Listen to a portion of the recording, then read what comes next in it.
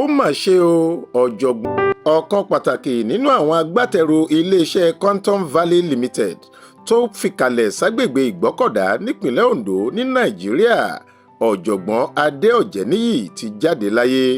Bí ìta fàájì ṣe fìdí rẹ̀ múlẹ̀ níṣe ni bàbá àgbàlagbà tó kẹ́kọ̀ọ́ gboyè pùròfẹ́sọ̀ nípa ètò ìlera àti ìtọ́jú àwọn ẹranko náà sun oorun àsùnwọra nílé rẹ̀ lọ́jọ́ 12 oṣù kẹwàá ọdún 2024 yìí, àmọ́ kò sẹ́ni tó fura pé ọlọ́jọ́ ti wà nítòsí àfìgbà tí bàbá náà ju awà sílẹ̀ tí iná sì dilẹ̀ lẹ́yìn àsunṣújẹ rẹ̀.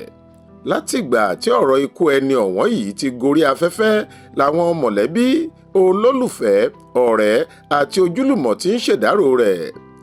Iléeṣẹ́ Quantum Valley lábẹ́ ìdarí alàgbà Stephen King ṣàpèjúwe olóògbé yìí gẹ́gẹ́ bí ọ̀kan lára ojúlówó ọmọ Nàìjíríà tàtà tó tayọ tó sì jẹ́ ọmọlúàbí ní gbogbo ọ̀nà.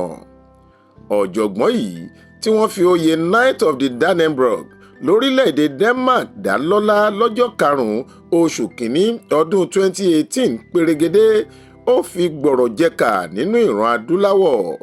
Ìta fàájì yóò mú ẹ̀kúnrẹ́rẹ́ àlàyé nípa ìtàn ìgbésí ayé ọ̀jọ̀gbọ́n Ọjẹniyi wá fún ìgbádùn ẹ̀yin olólùfẹ́ wa láìpẹ́.